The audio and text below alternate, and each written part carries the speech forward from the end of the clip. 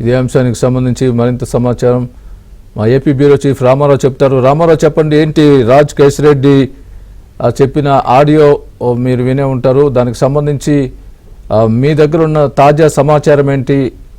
విజయసాయి రెడ్డికి కౌంటర్ ఇచ్చారని భావించాలా? స్వామి మద్యం కుంభకోణం కేసులో కీలక నిందితుడిగా ఏపీ సిట్ భావిస్తున్న రాజు కేశిరెడ్డి ఆడియో మెసేజ్ ఇప్పుడు చర్చనీయాంశంగా మారింది. తనకు సిట్ బృందం నోటీసులు ఇవ్వటం, ఆ నోటీసులు తాను లేని సమయంలో తన మదర్కి ఇచ్చారని, వాటిపై వెంటనే తాను రియాక్ట్ అయ్యానని, తాను విచారణకు సహకరిస్తానని, తనను అసలు ఎందుకు విచారణకు పిలుస్తున్నారో కూడా తనకు తెలియజేయాలని చెప్పి తాను వెంటనే మెయిల్ పంపించాను అని కూడా పేర్కొన్నారు. ఆ తర్వాత రెండవ నోటీసు కూడా మెయిల్ లోనే పంపించి ఆ మరుసటి రోజే విచారణకు రావాలని కోరితే తనకు రీజనబుల్ టైం ఇవ్వలేదని చెప్పి తాను కోర్టును ఆశ్రయించానని, ఆ తర్వాత కోర్టు కూడా తనకు రీజనబుల్ టైం ఇవ్వాలి అని చెప్పి కూడా ఆదేశించింది అని చెప్పి దీనిపై తాను యాంటిసిపేటరీ బెయిల్ కూడా ఇప్పటికే మూవ్ చేశాను అని కూడా పేర్కొన్నారు. దీనిపై సుప్రీంకోర్టులో కూడా ఉంది అని కూడా రాజు కేశిరెడ్డి వివరించారు. అయితే ఈ మద్యం కుంభకోణంలో తనకు సంబంధం లేదు అని కూడా ఆయన చెప్పారు. నిన్న విజయసాయి రెడ్డి టీఆర్పీసీలోని 170 కింద ఆయన విచారణకు హాజరయ్యారు. అంటే ఆయన సాక్షిగా విచారణకు పిలిపించారు. ఈ విచారణకు పిలిపించిన సమయంలో విజయసాయి రెడ్డి ఆయన బయటకు వచ్చిన తర్వాత మీడియాతో మాట్లాడుతూ రాజు కేశిరెడ్డిపై కొన్ని కీలక వ్యాఖ్యలు చేశారు. ఈ మద్యం కుంభకోణంలో కర్త కర్మ క్రియ మొత్తం రాజు కేశిరెడ్డేనని, అతను ఒక తెలివైన క్రిమినల్ అని కూడా వ్యాఖ్యలు చేశారు. పైగా రాజు కేశిరెడ్డిని తాను తెలియక ప్రోత్సహించానని, అతనికి పార్టీలో చాలా కీలకమైన బాధ్యతలు అప్పజెప్పానని, ముందు సోషల్ మీడియా, ఆ తర్వాత ముందు ఎన్ఆర్ఐ విభాగం, ఆ తర్వాత సోషల్ మీడియా, ఆ తర్వాత అప్పట్లో పార్టీ కన్సల్టెంట్ గా వ్యవహరించిన ప్రశాంత్ కిషోర్ ప్రోటోకాల్ వ్యవహారాలు కూడా చూసుకోవాల్సిందిగా కోరాను అని, అయితే తాను మోసపోయానని, ఆ తర్వాత అతను పార్టీని అదేవిధంగా ప్రజలను కూడా మోసం చేశాడు అని కూడా వ్యాఖ్యానించారు.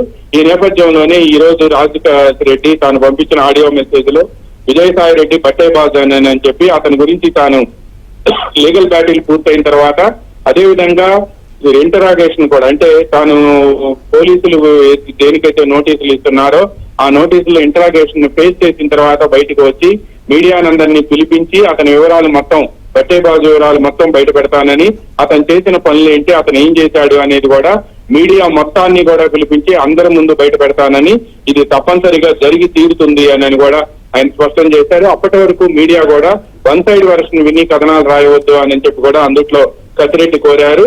అయితే కేశిరెడ్డి మొత్తం ఆడియో కూడా క్లియర్ గా పంపించారు. కేశిరెడ్డి ఆడియో మెసేజ్ రావటం, అతను ఈ రోజు అంతా కూడా, ఈ రోజు ఉదయం నుంచి కూడా సోషల్ మీడియాలో కేశిరెడ్డి ఇండియాలో లేరు అని, అతను స్కాట్లాండ్ లో ఒక అటార్నీ ఆధ్వర్యంలో ఉన్నాడు అని చెప్పి అక్కడి నుంచి వచ్చిన మా ఆదేశాల ప్రకారమే అతని తరపు లాయర్లు హైకోర్టులో నిన్న సాయంత్రం కూడా, ఏపీ హైకోర్టులో నిన్న సాయంత్రం కూడా యాంటిసిపేటరీ బెయిల్ మూవ్ చేశారు అని చెప్తున్నారు. అయితే పోలీసులు మాత్రం ఈ వాదనను కూడా క్లియర్ గా కొట్టిపారేస్తున్నారు.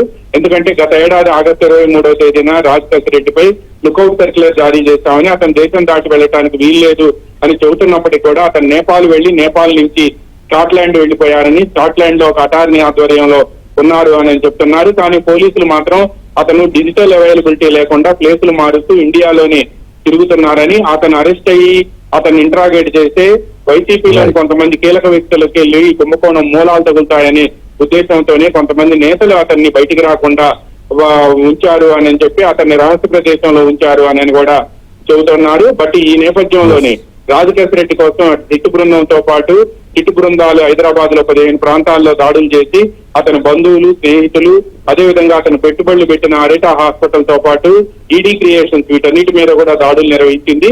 ఈ దాడులు నిర్వహించిన నేపథ్యంలోనే కొన్ని కీలకమైన డాక్యుమెంట్లను కూడా స్వాధీనం చేసుకున్నారు. 2019 నుంచి 2024 వరకు కూడా ఈ సంస్థల్లో పెట్టిన పెట్టుబడులకు సంబంధించిన లావాదేవీల పత్రాలను కూడా స్వాధీనం చేసుకుని ఈ సంస్థల్లో ఎవరైతే డైరెక్టర్లుగా ఉన్నారో, నిన్న విజయసాయి రెడ్డి ఎవరైతే రాజు కేశిరెడ్డితో ఉండే లిక్కర్ గ్యాంగ్ పేర్లు 4 పేర్లు చెప్పారో ఆ 4 పేర్ల వివరాలు, వాళ్ళకి సంబంధించిన డేటా మొత్తం కూడా సిట్ పోలీసులు స్వాధీనం చేసుకుని సోమవారం నుంచి వాళ్ళకి నోటీసులు ఇవ్వాలి అని కూడా భావిస్తున్నారు. నోటీసులు ఇచ్చి వాళ్ళని విచారణకు పిలిపించి ఈ డబ్బు 2019 నుంచి 2024 మధ్య కాలంలో ఎక్కడి నుంచి వచ్చింది, ఎవరు మీకు ఇచ్చారు, ఈ సంస్థల్లో ఎలా ఆ డబ్బును స్టోర్ చేశారనే అంశానికి సంబంధించి కూడా వాళ్ళు ఆరా తీయాలని భావిస్తున్నారు.